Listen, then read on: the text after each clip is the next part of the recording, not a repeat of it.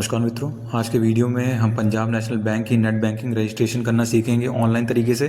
तो चलिए वीडियो शुरू करते हैं। पहले आपको सर्च टैब में सर्च करना है पीएनबी नेट बैंकिंग। तो आप इस वाले पेज पे आ जाएंगे। तो सबसे ऊपर आपको यहाँ पे लिंक दिखाई दे रहा होगा लाल बॉक्स के अंदर, तो आपको उसमें क्लिक करना है। और सबसे महत्वपूर्ण चीज़ आपको यहाँ पे ये ध्यान रखना है कि आपको यहाँ पे जो हमारी वेबसाइट है बैंक की, उसका आपको यहाँ URL भी एक बार चेक कर लेना है। आपको जैसे दिखाई दे रहा होगा HTTPS और आपको दिखाई दे रहा होगा banking.pnb.bank.in।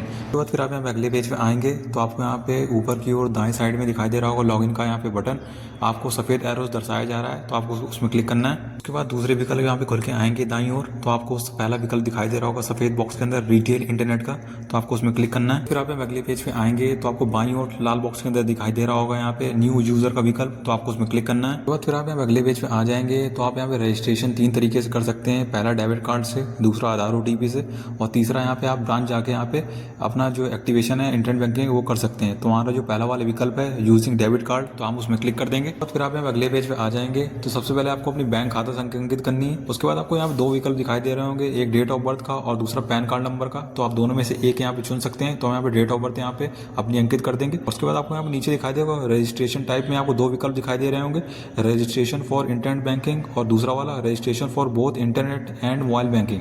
तो हमें आज जो पहला वाला विकल्प है तो हम उसके लिए करने वाले हैं।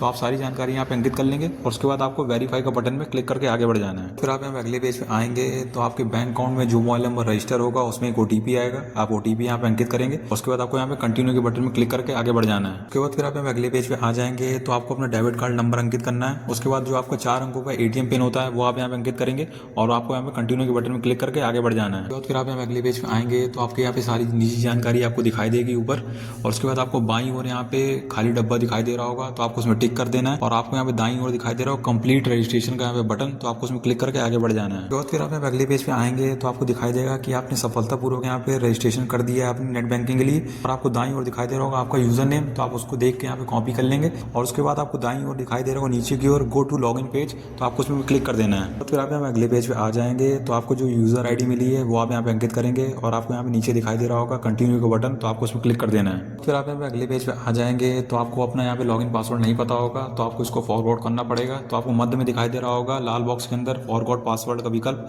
काले एरो दर्शाया जा रहा है, तो आपको उसमें क्लिक कर देना है। तो फिर आप अगले पेज पे आ जाएंगे तो आपको दिखाई दे रहा होगा रीसेट योर पासवर्ड, तो आपको जो पहला विकल्प दिखाई दे रहा होगा डेबिट कार्ड के माध्यम से, तो हम वहाँ पे क्लिक करेंगे।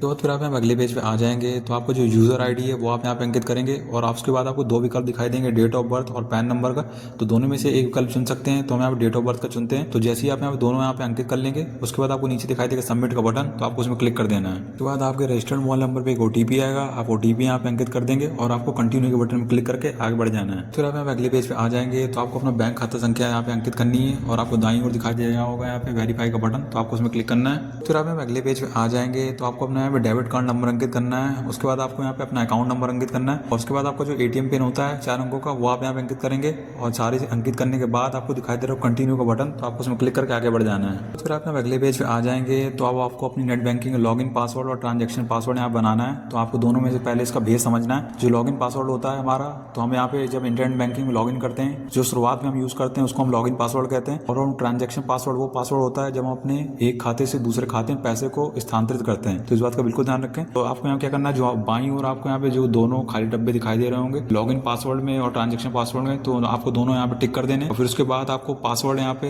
अंकित करना है लॉगिन पासवर्ड में और उसके बाद आपको रीटाइप करना है और ट्रांजैक्शन पासवर्ड में भी आपको ट्रांजैक्शन पासवर्ड अंकित करना है और उसको यहाँ दोबारा से टाइप करना है।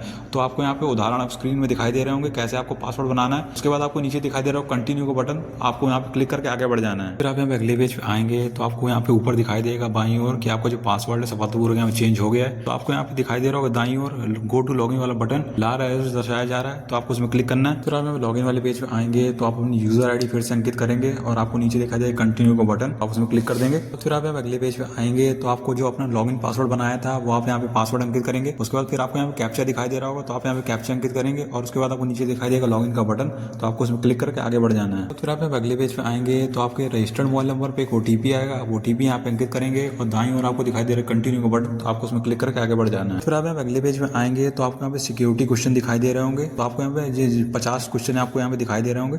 तो उनमें से आपको यहाँ पे 7 के उत्तर यहाँ पे अंकित करने हैं। तो सबसे पहले आपको यहाँ पे जो बाईं ओर यहाँ पे चेक बॉक्स दिखाई दे रहा होगा, तो आप 7 क्वेश्चन चुन के उनमें चेक बॉक्स पे टिक कर देंगे और उनका यहाँ पे उत्तर अंकित कर देंगे। देंगे और उसके बाद आप पेज को स्क्रॉल डाउन करेंगे तो आपको नीचे की ओर दाईं ओर दिखाई दे रहा होगा रजिस्टर का बटन, तो आपको उसमें क्लिक करके आगे बढ़ जाना है। तो फिर आप यहाँ पे अगले पेज में आ जाएंगे तो आपको यहाँ बहुत सारी इमेज दिखाई दे रही होंगी। जैसे आपको यहाँ पे एक मोबाइल का फोन का यहाँ पे डायल पैड दिखाई दे रहा होगा, तो आपको जैसे इसको सिलेक्ट कर लेना है या आप अन्य कोई दूसरी फोटो भी यहाँ पे सिलेक्ट कर सकते हैं। जैसे हमने पहली वाली फोटो को सिलेक्ट कर रखा है तो आपको ऊपर एक फ्रेज दिखाई दे रहा होगा और दाईं ओर खाली डब्बा दिखाई दे रहा होगा, तो आप खाली डब्बे में यहाँ पे अंकित कर देंगे, डायल पैड लिख देंगे। उसके बाद आपको यहाँ पे नीचे स्क्रॉल डाउन करना है पेज को। उसके बाद फिर आपको यहाँ पे नीचे टर्म एंड कंडीशन वाला एक खाली डब्बा दिखाई दे रहा होगा, तो आप उसमें टिक करेंगे और फिर उसके बाद आपको दाईं ओर दिखाई दे रहा होगा अपडेट का बटन, तो आपको उसमें क्लिक करके आगे बढ़ जाना है। उसके बाद फिर आप अगले पेज पे आ जाएंगे तो आपको ऊपर की ओर overall transaction limit for all transaction आपको 1 लाख रुपए दिखाई दे रही होगी। फिर उसके बाद आपको जो मैक्सिमम परमिसिबल ट्रांजेक्शन आपको 10 दिखाई दे रहे होंगे, तो आप इसको बढ़ा घटा सकते हैं। उसके बाद आपको number of beneficiary per day दिखाई दे रहा होगा 10,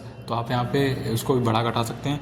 फिर सबसे महत्वपूर्ण चीज़ आपको नीचे ट्रांजेक्शन टाइप दिखाई दे रहा होगा। ये आपको पहला दिखाई दे रहा होगा यूपीआई ट्रांजेक्शन और उसकी अमाउंट लिमिट दिखाई दे रही होगी 25,000, तो आप इसको भी बढ़ा के यहाँ पे 25 से 30,000 कर सकते हैं। और आपको उसके दाएं में दिखाई दे रहा होगा नंबर ऑफ ट्रांजेक्शन परमिटेड, आपको 2 दिखाई दे रहे हैं कि मतलब आप एक दिन में 2 ट्रांजेक्शन कर सकते हैं यूपीआई के 25,000 रुपये के, तो आप इसको भी बढ़ा घटा सकते हैं। और दूसरे भी नीचे जो ट्रांजेक्शन टाइप में दूसरे भी जो आपको ट्रांजेक्शन दे रखे हैं आप उनकी भी यहाँ पे लिमिट अपने अनुसार यहाँ पे सेट कर सकते हैं। तो यहाँ पे आशा करता हूँ आपको यहाँ तक समझ में आ गया होगा। फिर उसके बाद आप यहाँ पे नीचे की ओर दिखाई दे रहा होगा कंटिन्यू का बटन, तो आपको यहाँ पे क्लिक करना है और आगे बढ़ जाना है। फिर आप अगले पेज में आएंगे तो आपने जो ट्रांजेक्शन लिमिट यहाँ पे सेट की होगी वो आपको यहाँ पे दिखाई दे रही होगी। उसके बाद आपके रजिस्टर्ड मोबाइल नंबर पे एक ओटीपी आएगा, आप ओटीपी यहाँ पे अंकित कर देंगे। उसके बाद आपको नीचे दिखाई दे रहा होगा दाएं साइड में सबमिट का बटन, तो आपको उसमें क्लिक करना है और आगे बढ़ जाना है। तो फिर आप अगले पेज पे आएंगे तो आपको मध्य में दिखाई दे रहा होगा कि आपकी जो लिमिट है यहाँ सफलतापूर्वक यहाँ पे सेट हो गई है और आप यहाँ पे लॉगिन पेज में यहाँ सफलतापूर्वक आपको यहाँ पे आपकी प्रोफाइल दिखाई दे रही होगी। और बाएं साइड में आपको यहाँ पे जो नेट बैंकिंग फीचर के यहाँ पे फीचर्स हैं वो आपको यहाँ पे दिखाई दे रहे होंगे, तो आप यहाँ पे देख सकते हैं। आप भी इसी सेम प्रक्रिया से अगर आप चाहें तो आप भी पंजाब नेशनल बैंक की नेट बैंकिंग में रजिस्ट्रेशन कर सकते हैं ऑनलाइन तरीके से, जैसे मैंने वीडियो में बताया। तो अगर आपको वीडियो अच्छा लगा है तो वीडियो लाइक करिए, चैनल सब्सक्राइब करें और कमेंट जरूर करें।